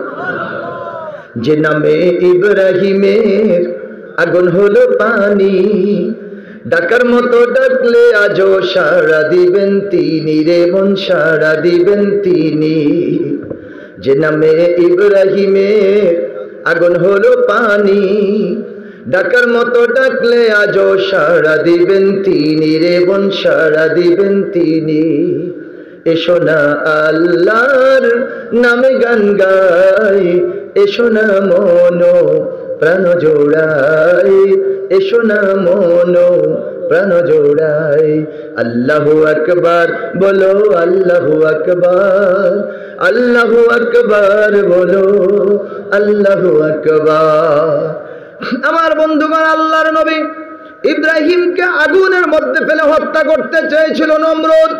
আর নমরুদ নিজেকে প্রভু দাবি করেছে, সে মনে করেছে মৃত্যু তাকে ধরবে না, সে চিরস্থায়ী, সে কোনোদিন মরবে না। আল্লাহ পাকের কাছে ছোট্ট একটা মশা এসে ফরিয়াদ করলো, আল্লাহ গো, মশারে তোর আবার কোন কথা কো? আল্লাহ ছোট্ট একখান দরখাস্ত তাড়াতাড়ি কয়, আল্লাহ আমি তো ঠ্যাং ভাঙ্গা মশা, কারো করে কামড়ও দিতে পারি না, অকর্মা, কোনো কাম করতে পারি না। আপনি যদি অনুমতি দেন তাহলে আমি নমরুদের নাকে দিয়ে একটু ভিতরের দিকে ঢুকতে চাই। সুবহানাল্লাহ। আল্লাহ বলেন, যারে মশা তোরে পাওয়ার দিলাম, যা। মশা গিয়ে নমরুদের নাকে দিয়ে ঢুকলো। আচ্ছা, নাকি দিয়ে যদি আপনি খের দূরে এমনি বুড়ে নিতেন তাহলে কি অবস্থা হবে? আসি দিদির অবস্থা খারাপ, কথা কন। আচ্ছা, মশা গিয়ে ভিতরে হাঁদাইছে, নমরুদকে হচ্ছু হচ্ছু করে আসি মারতে আছে। আর মশা কে, তুই যতই আসি মার হয় বারণের লাই হাঁদাই ন, আমি বারণের লাই হাঁদাই ন, আমি থাউনের লাই হাঁদাইছি, কাম সারামু আজকে। সুবহানাল্লাহ কর। এখন কি করতে আছে? একটু একটু করে নাকের ভিতরে দিয়ে আস্তে আস্তে উড়ে একটা ইয়ানো উড়ে গেছে, ইয়ানো উড়ে আস্তে আস্তে করে আল বইয়ায়। আচ্ছা, গার মধ্যে যদি মশা কামড়ায় তো খাজ্জানি উঠে না রে, মানে হিয়ানো খাজ্জানি উড়ে, কে খাজ্জাইব? আহারে আল্লাহ, কি এক বেজালে পড়ছে। গোলাম জিজ্ঞা আছে, গোলামের কয়ে এদিকে আয়, কয় কি তো হয়েছে? কায় তো তোরে বহুত থাবুর ছট করে নামাচ্ছি, তুই আর কত থাবড়া। বস মহারাজ, আপনি কি কর? আপনি আমাদের প্রভু, আয় আপনার কেমনে থাবর কথা করছে কমার? তখন থাবর মারে, কবালায় তো লাগে রে, কবালায় তো রে, গোলামের বাচ্চা গোলাম মার। এ কতক্ষণ আস্তে আস্তে মারুন, কতক্ষণ আস্তে মারছে, আর ভালো লাগছে। এরকম আর ভালো লাগে না, কয়েকটু জোরে মার। মহারাজ এটা কি বলে, কারো জোরে মার? মানে জোরে মারে, জোরে মারলে ভালো লাগে। কতক্ষণ আর জোরে মারলেও আর ভালো লাগে না। কই রে, এই গোলাম, তোর পার মধ্যে যে জুতে আছে, আর মনে হয় তোর জুতা দিয়ে যদি বাড়ি দেয় আর কোয়ালের মধ্যে ভালো লাগবো। কি দিয়ে বাড়ি দেয়? যারা সীমা লঙ্ঘন করে ওদের কোপালের মধ্যে জুতার বাড়ি আছে, কথা কোন ঠিক নেবে? জুতার বাড়ি আস্তে আস্তে বাড়ি বাড়ি হওয়াদে লাগে, বালায় লাগে।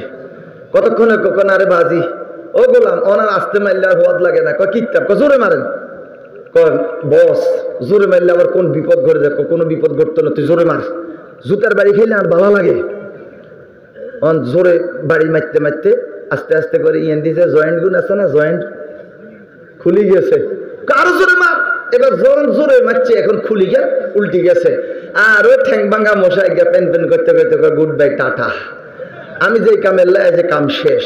বলেন না আলহামদুলিল্লাহ।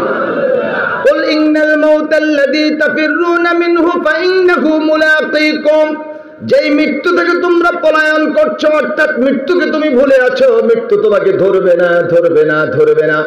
পৃথিবীর বুকে দাম্ভিকতার সাথে চলো, পৃথিবীর বুকে মানুষের উপর জুলুম করো। যারা ঈমান এনেছে, ইসলাম কবুল করেছে, যারা কোরআন পড়ে, যারা কোরআনকে প্রতিষ্ঠা করতে চায়, তাদের উপর জুলুম করো। বান্দারা জেনে রাখো, নমরুদকে মারার জন্য মিসাইল লাগে নাই, ক্ষেপণাস্ত্র লাগে নাই, কোনো আগ্নেয়াস্ত্র লাগে নাই, কিচ্ছু লাগে নাই, শুধু একটা ঠ্যাং ভাঙা মশা। কথা কন। যারা পৃথিবীর বুকে দাম্ভিকতা করে, তাদের জন্য ঠ্যাং ভাঙা মশা ছাড়া বেশি কিছু দরকার নাই। ডোনাল্ড ট্রাম্প নাম শুনছেন? ও মা গো মা, হেতে আল্লাহু আকবার, নাউযুবিল্লাহি মিন যালিক। আমেরিকার মাইয়া জিজ্ঞার দিকে হাতার নজর হচ্ছে, হিজ্ঞা হেতে চায়। আর বাইরে আয় কইতাম একটা নিয়ান, আমরা বুঝি নিয়ান। সেই ডোনাল্ড ট্রাম্প অনেক ক্ষমতাধর শক্তিশালী প্রেসিডেন্ট আমেরিকার। সে শপথ গ্রহণ করার পর তার প্রথম বক্তব্য ছিল, আমেরিকা থেকে আমি মুসলমানদেরকে বিতাড়িত করব। 5 বছর ক্ষমতা থাকতে হচ্ছে রে। মধ্যবর্তী নির্বাচন দিয়েছে, আল্লাহকে রাখ, আমি খেলা দিতে আসি। ডোনাল্ড ট্রাম্প বিশ্ববাসীর শিখা মতরে বেজ্জিতি করে বাইডেন রে পাস করাই দিছে মধ্যখান দিয়ে।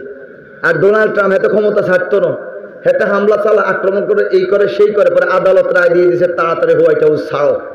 তো হোয়াইট হাউসের তো যখন বার হয়, আমি চাই দিয়েছি হেলিকপ্টারে, যা আল জাজিরা টেলিভিশনে, হেতে বার হয়। আর কে হোয়াইট হাউসের দিকে চায়, সামনে এক কাইক দেয়, আর হোয়াইট হাউসের দিকে চায়, সামনে এক কাইক দেয়, হোয়াইট হাউসের দিকে চায়, টিস্যু বার করে চোখ মজে। কাহারে 5টা বছর থাকতাম বলে আইছিলাম, আর জনগণ আরে দিল না। আসলে কুলিল্লাহুম্মা মালিকাল মুলক তুতিল মুলকা মান তাশা ওয়া তানজিউল মুলকা মিম্মান তাশা। কেউ যদি বাড়াবাড়ি করতে চায়, সীমা লঙ্ঘন করতে চায়, আল্লাহ পাক তাদেরকে একটু সীমা লঙ্ঘন করার সুযোগ দেয়। ঠিক নেই? গুনটি চিনেননি আপনারা? গুনটি কন না ঘুড়ি কন? ওই ঘুড়ি কয়, আবার গুনটি কয়। আচ্ছা, আবার ডাবাইশো আছে। আচ্ছা, গুনটি ওড়ায় না, আসমানে উড়ায় না জমিনে উড়ায়? আসমানে গুনটি উড়ায়। গুনটি উড়ানো শুরু করছে, গুনটির হুতা যেটার মধ্যে বাঁধে, এটার নাড়াই কয়। কিতা কয়? আচ্ছা, অনলাইনে হুতা ছাড়ছে, গুনটি মোটামুটি দূর উঠছে, বাতাস ধরছে, আর মাথা লাগতে আছে। গুনটি ক মালিক, আমি অনেক উড়ে উড়ে গেছি, তুই মালিক আরে আর ধরতে হাঁটতে না। ওর মালিকে দেয় যে ঘুরটি তো উঠতে আছে, বাতাসও ধরছে, ওর হাতে খুশি হয়ে কি করছে, হুতে আর কত ছাড়ি দিছে। ওয়া মুদ্দুহুম ফি তুগয়ানিহিম ইয়ামাহুন।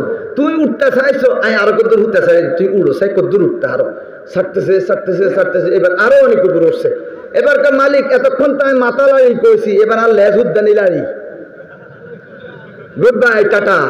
মালিক তুই আর কোনোদিন ধরতা হাইতানো। অন মালিক হোলাইন মানুষ, বয়স 13-14 বছর, হেডের বুকে ধরছে। হেডের বুক বুঝেননি? ক্ষুদা লাগছে, ক্ষুদা লাগছে, হেডের বুকে ধরছে। অনা হেতে আর যে গুনটি উড়াইতো না, এবার নাড়াই ঘুরানো শুরু করছে। কন আইবনি? হেতার হাত গুনটি আইবনি। কেউ যদি সীমা লঙ্ঘন করতে চায়, আল্লাহ পাক ওয়ামুদ্দুহুম ফি তুগয়ানিহিম ইয়ামাহুন, সীমা লঙ্ঘনের মধ্যে একটু অবকাশ দেয়। তখন তো খুশি হয়ে যায়, মা গো মা, আমি তো অনেক কিছু হয়ে গেছি। সময় মতো যখন আল্লাহ পাক ধরে, ইন্না বাতশা রাব্বিকা লাশাদীদ, আল্লাহ পাক রব্বুল আলামিনের ধরা শক্ত, ধরা কঠিন ধরা। আল্লাহ যারে ধরেছে সে আর চোখে মুখে বল দেখে নাই। কথা বলেন ঠিক না বেঠে?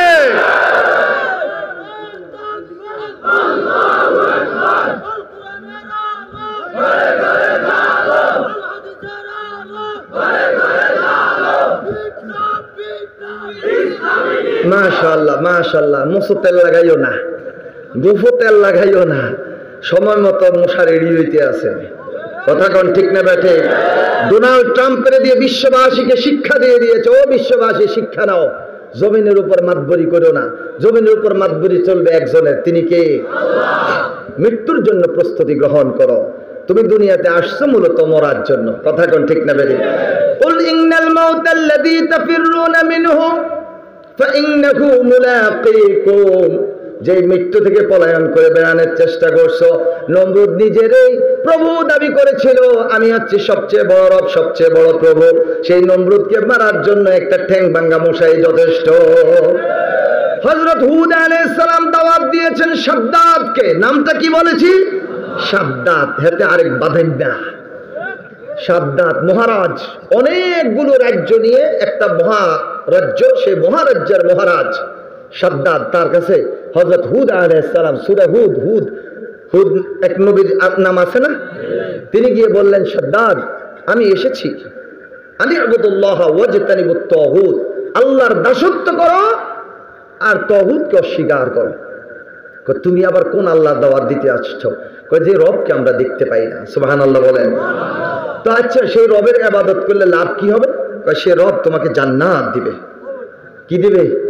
সে রব তোমাকে জান্নাত দিবে। তো জান্নাতের বর্ণনা কেমন? হুদ আলাইহিস সালাম জান্নাতের বর্ণনা দিলেন।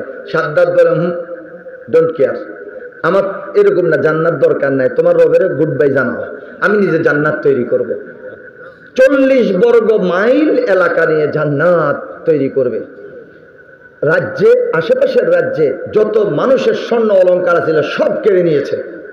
একটা ইয়াতীমা শিশু মেয়ে, তার গলার অলংকারটা যখন টান মেরেছে, সেই ইয়াতীমা কেঁদে উঠে বলল, আল্লাহ, যে আমার স্বর্ণটা নিয়ে নিচ্ছে, আমি এতিম মানুষ, ছোট্ট মানুষ, আমার স্বর্ণ জোগাড় করার মতো তার ব্যবস্থা নাই, আল্লাহ তুমি তারে ধ্বংস করে দিও।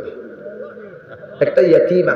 সাবধান, আপনাদের আশেপাশে যদি কোনো এতিম বাচ্চা কাচ্চা থাকে, দেখেন এতিমের সম্পদ খাইয়েন না, এতিমের সম্পদ মেরে দিয়েন না। আরে বাপ তো মরে গেছে, বাস সাচ্ছে, এবার আমরা তার সম্পদ মারি খাইম, এরকম আছে না নাই? আল্লাযীনা ইয়াকুলুনা আমওয়ালাল ইয়াতামা, আল্লাহ বলছে যারা এতিমের সম্পদকে খায়, ইয়াকুলুনা ফি বুতুনিহিম নারা ওয়া সায়াসলাউনা সাঈরা, তারা তাদের পেটের মধ্যে আগুন খেয়ে পেট পুরাচ্ছে, অচিরেই তাদেরকে জাহান্নামে নিক্ষেপ করা হবে। ভাইও, এতিমের সম্পদকে ধরবেন না, এতিমকে কেউ ঠকাবেন না, এতিমের মাথার উপরে হাত বুলাবেন।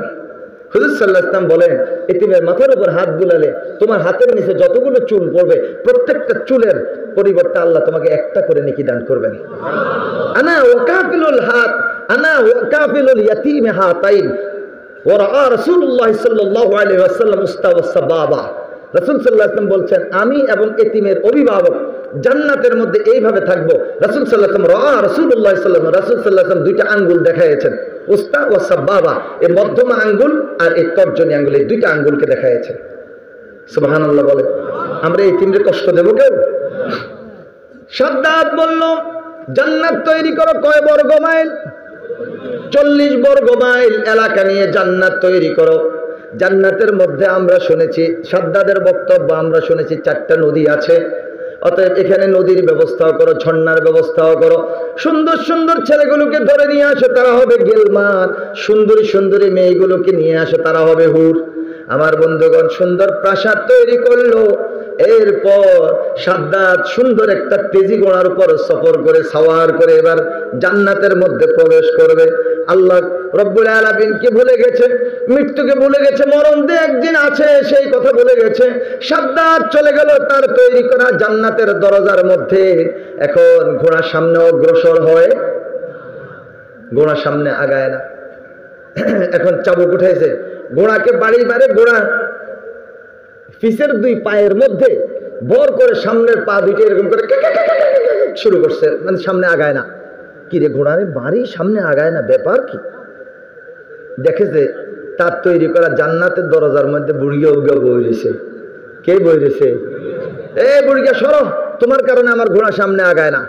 এখন বুড়িয়ারে চাবুক উঠেছে, বুড়িয়া সরে না। বুড়িয়ারে যখন চাবুক উঠেছে, বুড়িয়া শরীর একটা ঝাড়া দিছে, ঝাড়া দিয়ে বুড়িয়ার শরীর উর্ফের দিকে উঠে গেছে, মাটিন দিছে, গেছে কি হেড গা শুধুই আসমান আর জমিনের মধ্যে অনে দেওয়া যায়। এই অবস্থাতে শাদ্দাদ কত ছোড়ো ছোড়ো, তুই কে? আমি অন্য কেউ না, আমি এসে আজরাইল, মালাকাল মউত। আমি যখন কাউকে পরিচয় দিই আমি আর তারে ছাড়ি না। ও মালাকাল মউত, অনেক খরচ করে, অনেক অর্থ ব্যয় করে জান্নাত তৈরি করেছে, আমাকে একটু আমার জান্নাতটা দেখার সুযোগ দাও। বলে যে না না না, লিকুল্লি উম্মাতিন আজাল, ইযা জাআ আজালুহুম ফালা ইস্তাখিরুনা সাআতান ওয়ালা ইস্তাকদিমুন। প্রত্যেকটি আত্মার, প্রত্যেকটি নফসের, প্রত্যেকটি মানুষের মৃত্যুর নির্ধারিত সময় রয়েছে। যখন তার মৃত্যুর নির্ধারিত সময়টুকু চলে আসবে, একটি মুহূর্তের জন্য সে আগাতেও পারবে না, পিছাতেও পারবে না। আমার বন্ধুগণ, শাদ্দাদের ব্যাপারে সিদ্ধান্ত হয়ে গেল, আল্লাহ পাক নির্দেশ দিয়ে দিয়েছেন, আর সুযোগ নেই, মুহূর্তকাল অপেক্ষা করার কোনো সুযোগ নেই, তাড়াতাড়ি তার জান কবজ করো। আল্লাহু আকবার। কুল ইন্নাল মাউতাল্লাযী তাফিররুনা মিনহু ফাইন্নাহু মুলাকীকুম। তোমরা যে মৃত্যু থেকে পলায়ন করো, মৃত্যুকে তোমরা ভুলে আছো, সেই মৃত্যু তোমাকে একদিন না একদিন গ্রাস করবে। তাহলে সেই মৃত্যুর জন্য প্রস্তুতি গ্রহণ করা দরকার আছে না নাই? আরে মৃত্যুর পর এমন এক কবরের মধ্যে রাখা হবে, আপনাদের এদিকে মানুষ মারা গেলে কবর দেয়নি, কবরের মধ্যে রাখা হবে। এই কবরের মধ্যে যদি কোনো ব্যক্তি ধরেন মারা গেল না, জীবিত মানুষ মৃত মনে করে কবর দিতে নিয়ে গেছে, এরপর যদি ওই লোকটা কবর থেকে উঠে চলে আসে, তার ঘরের মানুষ তারে গ্রহণ করবে নি, কর ভয়ের মধ্যে থাকবে। এরকম একটা ঘটনা ঘটেছিল গাজীপুর কালীগঞ্জ। ছেলের নাম হচ্ছে মন্টু। মন্টুর বাপ ডায়াবেটিস রোগী। ডায়াবেটিস যদি বেড়ে যায় যতটুকু ক্ষতি, যদি ডায়াবেটিস নীল হয়ে যায় তাহলে আরো বেশি ক্ষতি। ডায়াবেটিস নীল হওয়া মানে এটাকে হাইপু বলে। হাইপু হয়ে গেলে অনেক সময় মানুষ আর ফিরে ওঠে না, ওই হাইপু অবস্থায় নীল অবস্থা মানুষটা কোমাতে চলে যায়, মারা যায়। মন্টুর বাপ, খুব খেয়াল করে শোনেন, মন্টুর বাপ, কার বাপ? মন্টুর বাপ ডায়াবেটিস, কোমা হয়ে গেছে। সবাই পালস টালস ধরে মনে করছে লোকটা তো মরে গেছে। মাঘ মাস, প্রচন্ড ঠান্ডা, গোসল টোসল করাইয়া কাফনের কাপড় পরাই এরপরে এশার নামাজের পর তার জানাজা হলো। আসলে মরে নাই, ডায়াবেটিস, কোমাতে গেছে। জানাজা শেষ, যখন কবরের মধ্যে নামাই দিল, কবরে কি বিছনা দেয় নাকি? কি পিঠের মধ্যে ঠান্ডা লাগে, আস্তে বেটার হুঁশ আসতেছে। এরপর চোখ মেললো, চোখ মেলে দেখে যে আরে আমার তো কাফনের কাপড় পরাই কবরের মধ্যে না শোয়াই দিয়ে যাচ্ছে। এখন আমি যদি একটু নড়াচড়া না দেই তাহলে তো ঠিক আমার মাটি চুটি দিয়ে যাইব, আমি তো এটার ভিতরে থাকি আর ঠিক মরে পৌঁছে যাব। কবরের মধ্যে মানুষ কয়জন নামে? 3 জন, মাথার দিকে একজন, পায়ের দিকে একজন, কোমরের কাছে একজন। এখন বেটা তার মাথার দিকে হাত নিতে পারে না, ঠ্যাঙ্গের দিকেও হাত নিতে পারে না, অনেক কোমরের কাছে জিজ্ঞা খাড়াইছে, আস্তে করে হিজ্ঞার পার মধ্যে দচ্ছে, হিজ্ঞার পার মধ্যে দচ্ছে। আরে হিজ্ঞা কম মা গো, লাভ মারি কবরের তুমি উল্পে উড়ে গেছে। এখন মাথার কিনার দিয়ে ঠ্যাঙ্গের কিনার দিয়ে যে দোনগা আছে, এই দোনগাও মাগল লগে তারাও লাভ দিয়ে উড়ে গেছে। কবরস্থানে বাইরে মানুষ দাঁড়ানো থাকে না, এখন বেদ গুনে কইতে আছে আমার কি কি আছে, কইও মন্টুর বাপে 8 ঠ্যাঙ্গ দিচ্ছে। এখন ডরে আর কেউ কাছে যায় না, সবাই দূরে। এখন মন্টুর বাপ আস্তে করে লেফাফার ইজার, এই দুইটা হলো বড় টুকরা, বেটা উড়ি বইছে, বই লেফাফার ইজার সুন্দর করে লম্বা করে লাশের মতো সাইজ করে রেখে, আর ভিতরে যে একটা কামিজ পাঞ্জাবির মতো ইজ্ঞা গাদ দিয়ে আস্তে করে উঠছে। উডি এই বেটা কবরের পাশে দিয়ে একটা মোটা তাল গাছ, তাল গাছের গোড়া দিয়ে হিসি দিয়ে বই দিছে। এবার কিছুক্ষণ পর তারা লাইট টাইট লইয়া আসছে, লাইট ডরে লাইট মারে, দেখা যায় সাদা কাপড় আছে আছে আছে, মন্টুর বাপ আছে। কবর আর নামতো না, তাড়াতাড়ি ভাঁজ দাও, হাতা দাও, মাটি দাও। মিনহা খলাকনাকুম ওয়া ফিহা নুঈদুকুম ওয়া মিনহা নুখরিজুকুম তারাতান উখরা, মাটি সুরে দি হিলাই মিলাই কুড়া টুড়া দি কবর বন্ধ করি, কবরস্থান বাড়ি। আল্লাহ মন্টুর ব্যাপারে জান্নাতুল ফেরদাউস নসিব করো। দেখে ডরাই মরাই কোন রকম বাইক চলে আসে। এখন মন্টুর বাপ আস্তে আস্তে শরীর তেজ আইতে আছে, ঠিক আইতে আছে।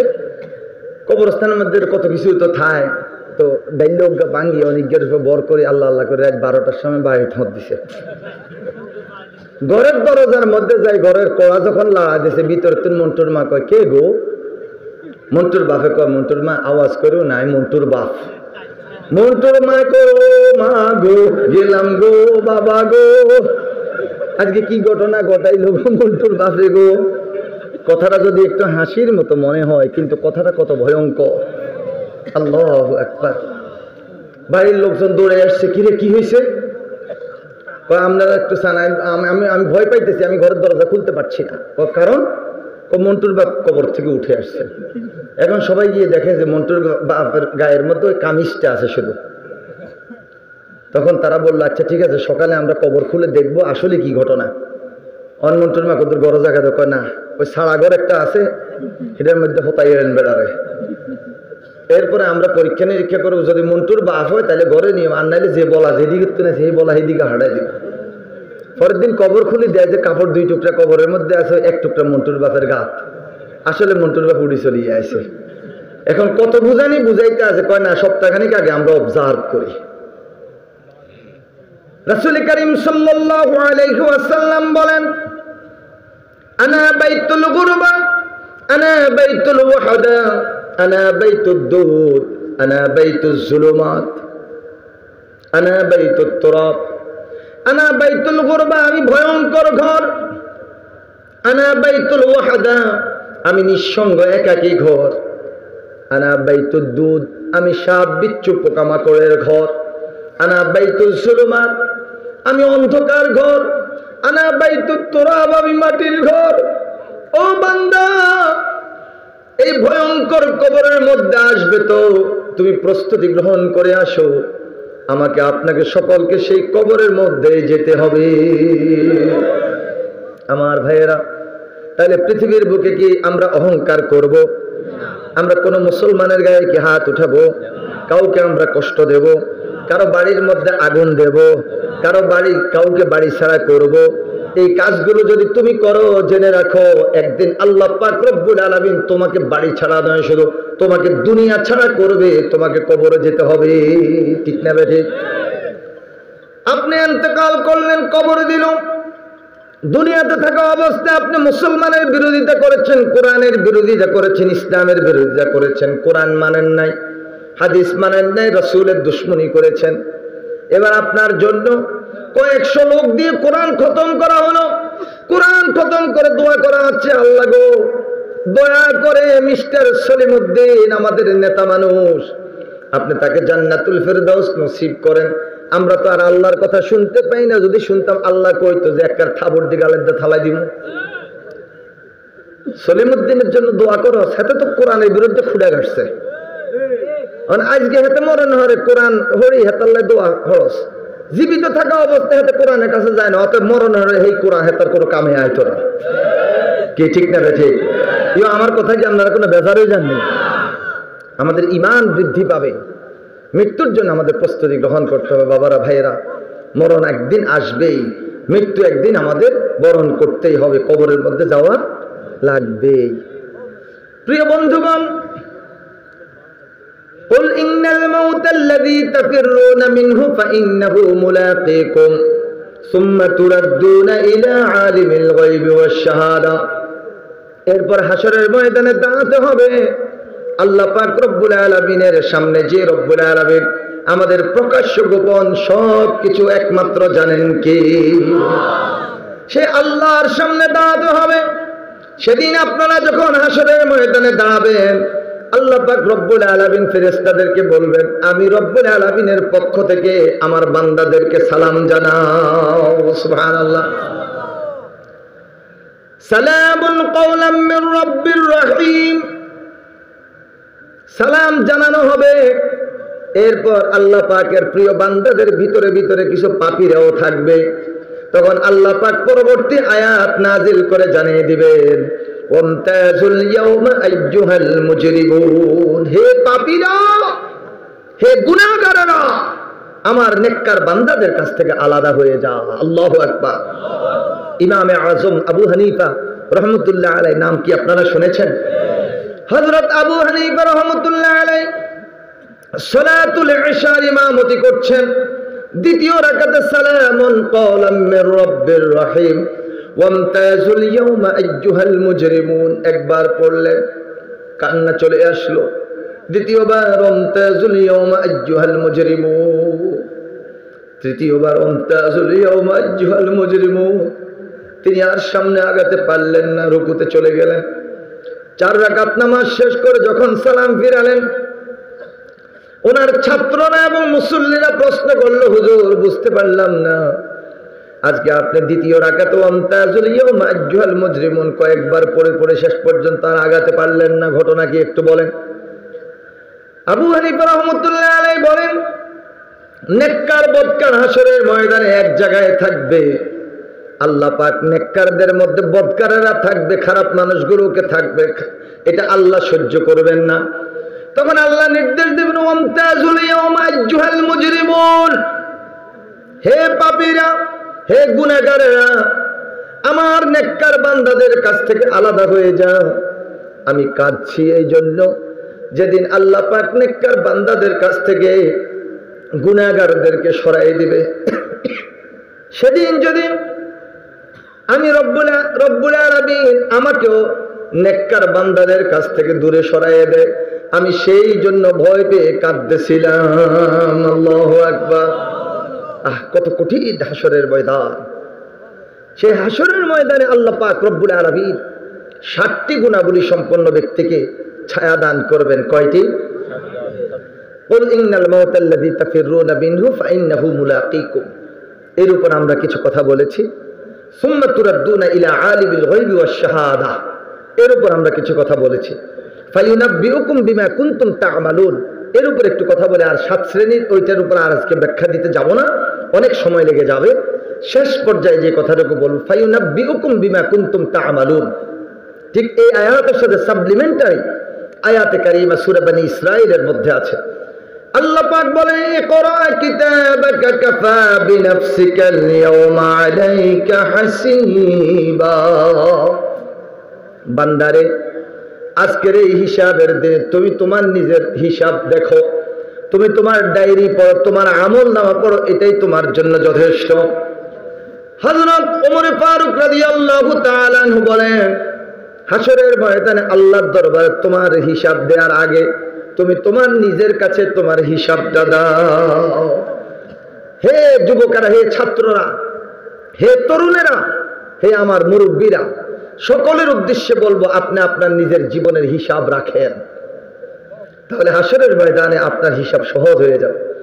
প্রতিদিন 2 আয়াত হোক, 3 আয়াত হোক, কোরআন তেলাওয়াত করেন এবং অর্থ সহ আপনি বুঝে পড়ার চেষ্টা করেন। একটা হোক, 2টা হোক, হাদিস আপনি অর্থ সহ বুঝে পড়ার চেষ্টা করেন। ইসলামকে জানার জন্য আপনি ইসলামিক বই পুস্তক পড়েন।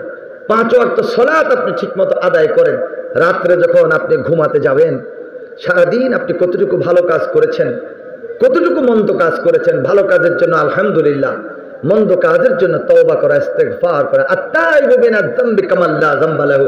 রাসূল সাল্লাল্লাহু আলাইহি ওয়াসাল্লাম বলেছেন, যেই ব্যক্তি আল্লাহর কাছে তওবা করে, তার দৃষ্টান্ত হচ্ছে ওই ব্যক্তির মতো কামাল্লা জাম্বালাহু, যার কোনো প্রকার গুনাহ নাই। সুবহানাল্লাহ বলেন। আমি নাসিরউদ্দিন হেলালি বুকে হাত রেখে বলতে পারবো না আমার গুনাহ নাই। শ্রদ্ধাভাজন ইমাম সাহেব হুজুর বুকে হাত রেখে বলতে পারবে না আমার গুনাহ নাই। কোনো বান্দা বলতে পারবে না আমার গুনাহ নাই। কিন্তু ওই ব্যক্তির মতো যার কোনো গুনাহ নাই, সে কে? নবজাতক শিশু। আজকে যে বাচ্চাটা ভূমিষ্ঠ হয়েছে, সেই বাচ্চার কি কোনো গুনাহ আছে? আত-তাইবু মিনাজ যামবি কামান লা যামবা লাহু। আপনি প্রত্যেক রাতে আত্মসমালোচনা করেন, আল্লাহ এই ভালো কাজ করতে পেরেছে, আল্লাহ তুমি কবুল করো, আলহামদুলিল্লাহ। আল্লাহ আজকে সারাদিনে আমি এতটা মিথ্যা কথা বলেছি, আমি এতটুকু প্রতারণা করেছি, এতটুকু ভুল কাজ করেছি, আল্লাহ তুমি দয়া করে আমাকে মাফ করে দাও, আগামীকাল থেকে আমি ভালো কাজ করব। এইভাবে করে যদি আপনি দৈনন্দিন জীবনে, যুবকেরা যুবকদের, তরুণেরা তরুণদের, এরপরে বৃদ্ধরা বৃদ্ধদের দৈনিক আপনি আপনার নিজের আমল নামার হিসাব আপনি যদি রাখেন, হাসরের ময়দানে রব্বুল আলামিন যখন বলবে, ইকরা কিতাবাকা কাফা বিনাফসিকাল ইয়াওমা আলাইকা হাসিবা, সেই হিসাবের দিন আল্লাহর দরবারে হিসাব পেশ করাটা আপনার জন্য সহজ হয়ে যাবে। আমার বাবারা, ভাইয়েরা, পরিশেষে এসে যে কথাটুকু বলবো, আমরা দুনিয়াতে এসেছি থাকার জন্য নয়, আমরা দুনিয়াতে এসেছি মূলত যাওয়ার জন্য। কি কথা বলেন? আমাদের সামনে দিয়ে কত ব্যক্তি দুনিয়া থেকে চলে গেছে। একসাথে শুয়েছি, একসাথে বসেছি, একসাথে খেয়েছি, একই বিমানে উঠেছি, পাশাপাশি সিটে বসেছি, কিন্তু এদের মধ্যে থেকে অনেকে দুনিয়ার বুকে নাই, চলে গেছেন কবরে। কিন্তু আজ তাদের কোনো খোঁজখবর আমরা নিতে পারছি না। প্রিয় বন্ধুগণ, আমরাও একসময় কবরের মধ্যে চলে যাব, আমাদেরও কেউ কোনো খোঁজখবর নিতে পারবে না। আসুন তাহলে আজকে সূরাটার নাম কি বলেছিলাম? সূরাতুল জুমা। কত নাম্বার সূরা? 62 নাম্বার সূরা। মাক্কি না মাদানী? কত নাম্বার আয়াত? এই আয়াতে কারীমার আলোকে আমি আখিরাতের উপর কিছু কথা বলেছি, মৃত্যুর উপর কিছু কথা বলেছি, দাম্ভিকতা সম্পর্কে কিছু কথা বলেছি, অনেক সাইড আমি টাচ করেছি, কিছু ইশারা ইঙ্গিত করেছি। আল্লাহ আমাদের সকলকে বুঝার তৌফিক দান করুন, আমাদের আখিরাতের প্রস্তুতি গ্রহণ করার তৌফিক দান করুন। আল্লাহ পাক রব্বুল আলামিন সবাইকে ভালো রাখুন। এখনই দোয়া হবে। শরীফ ভাই কোথায়? কারো কোনো কথা আছে?